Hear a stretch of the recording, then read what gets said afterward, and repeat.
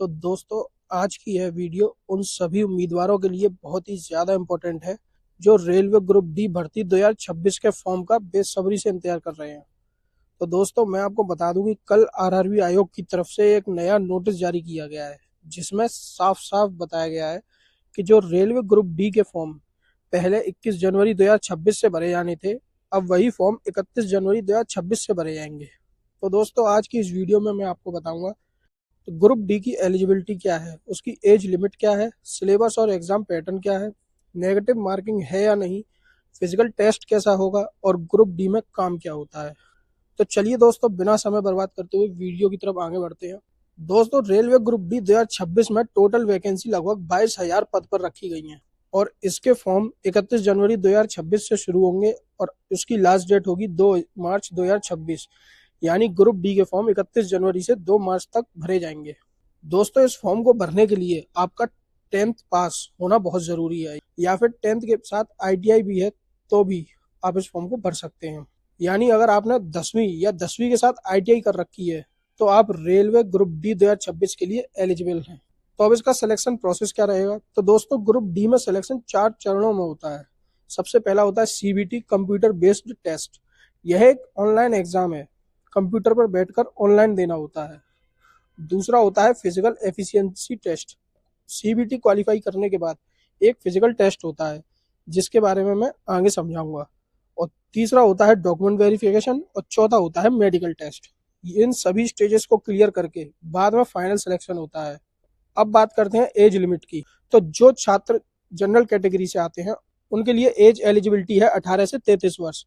जो छात्र OBC category से आते हैं उनके लिए एज लिमिट है 18 से 36 वर्ष।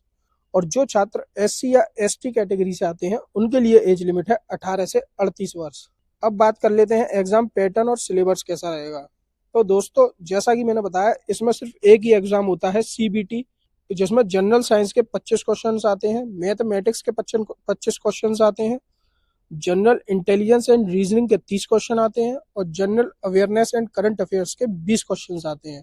यानी टोटल क्वेश्चन 100 और टोटल टाइम लिमिट 90 मिनट्स। और हाँ, सबसे जरूरी ध्यान देने वाली बात, नेगेटिव मार्किंग होती है 1/3। अब बात करते हैं physical test. Railway group D में जो मेल कैंडिडेट्स हैं कि उन्हें 1000 मीटर दौड़ना होगा 4 मिनट 15 सेकंड के अंदर, और जो फीमेल कैंडिडेट्स हैं उनको 1000 मीटर दौड़ना होगा 5 मिनट 40 सेकंड के अंदर। उसके बाद फिजिकल टेस्ट में ही एक टेस्ट और होता है उनका, जिसको बोलते हैं वेट लिफ्टिंग, जिसमें जो मेल कैंडिडेट्स हैं उनको 35 किलो वजन उठाकर 100 मीटर तक ले जाना है, वो भी 2 मिनट में बिना जमीन पर रखे। और जो फीमेल कैंडिडेट होते हैं उनको 20 किलो वजन उठाकर 100 मीटर तक ले जाना है, वो भी 2 मिनट के अंदर बिना जमीन पर रखे। अब फॉर्म भरने के लिए जरूरी डॉक्यूमेंट्स क्या है? तो फॉर्म भरने के लिए आपके पास passport size photo, ID proof, 10th class का सर्टिफिकेट, आईटीआई का certificate, income certificate, caste certificate और नॉन क्रीमी लेयर सर्टिफिकेट, ये डॉक्यूमेंट्स आपके पास होना जरूरी है।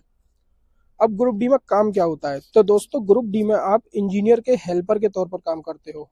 जैसे मान लो ट्रैक में कोई खराबी है या सिग्नल में कोई दिक्कत है या कोई मेंटेनेंस का काम है, तो इंजीनियर आपको बताएगा कि क्या करना है और आपको उसके साथ मिलकर वह काम पूरा करना होगा। तो ग्रुप डी में और भी काम शामिल होते हैं, जैसे assistant pointsman, assistant operations, assistant signal and telecom. अब इसमें अप्लाई कैसे करना है? तो दोस्तों, फॉर्म भरने के लिए आपको ऑफिशियल वेबसाइट indianrailways.gov.in पर जाकर ऑनलाइन एप्लीकेशन करना होगा। फॉर्म भरने से पहले ऑफिशियल नोटिफिकेशन को जरूर पढ़ लें। तो दोस्तों, ये थी ग्रुप डी भर्ती 2026 की पूरी और अपडेटेड जानकारी। अगर वीडियो आपको हेल्पफुल लगी हो तो लाइक करें, शेयर करें और हमारे चैनल को सब्सक्राइब करें, और कमेंट में ज़रूर बताएं कि आप रेलवे ग्रुप डी के लिए अप्लाई करोगे या नहीं।